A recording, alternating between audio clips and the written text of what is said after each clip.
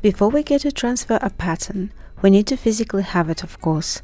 And the easiest way to get your pattern is no doubt to print it out on plain paper at home.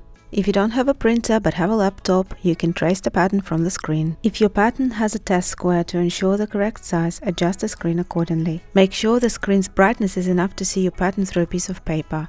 Alternatively, you can use tracing paper or even good old baking paper. Work gently as you're tracing. Use a softer pencil, don't push on your screen too hard. If you have a tablet device, there is a way to lock a part of the screen so you can trace from it. For an iPad, it's called guided access and it freezes the selected part of your screen. Things change quickly with technology, so I won't go into the detail on how exactly it's done, but the bottom line is it allows you to lock a section of the screen so it will not move. Just like this. Yep, look at it, it does move. And ever so gently trace the pattern pieces. Try not to press on the screen too hard. So we finally got our pattern pieces on paper. And what do we do next? Cut it all out, of course. If you intend on using the pieces many times, you might want to reinforce them with cardboard for extra durability. Here I'm using covers from an old exercise book. It's thin enough and will do. Just apply some glue on your pattern piece and stick it to your cardboard.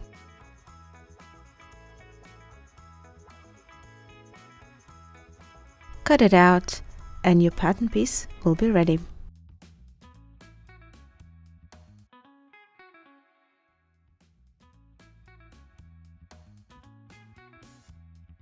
Of course, you can take a shortcut and get your pattern printed straight away on cardstock, but what's the fun in that?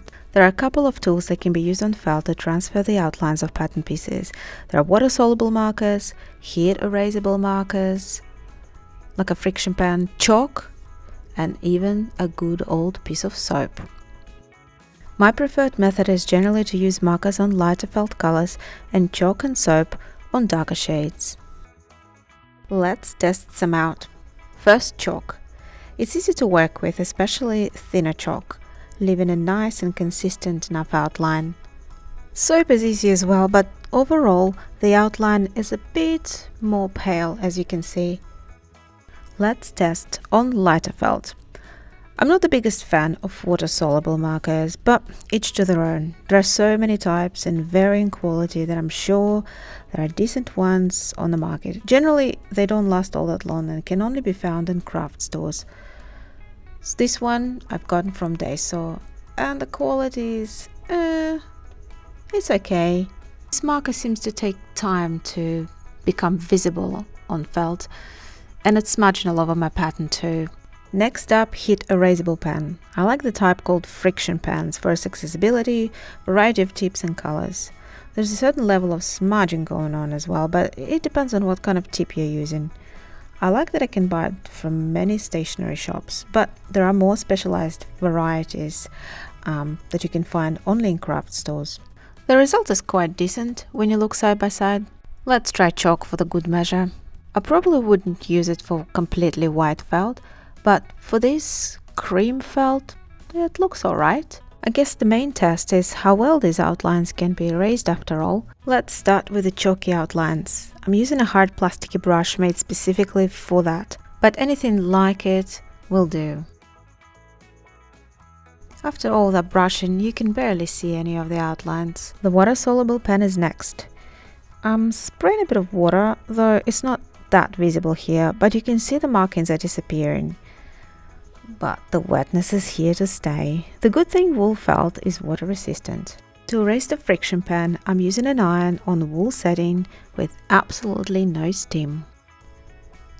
I'm not even touching the piece with an iron, just hovering a bit over, and the markings are gone. And as for removing outlines from the darker colored felt, it couldn't be easier. I'm using the brush again, and I must say the soap outlines are the easiest to remove. How about we take a massive shortcut now? I have lots of small cut-offs from adhesive label paper that is impossible to print on. What if I glue my pattern pieces to the adhesive paper, cut it out, and then stick it to felt, Then I can cut out my pieces with it,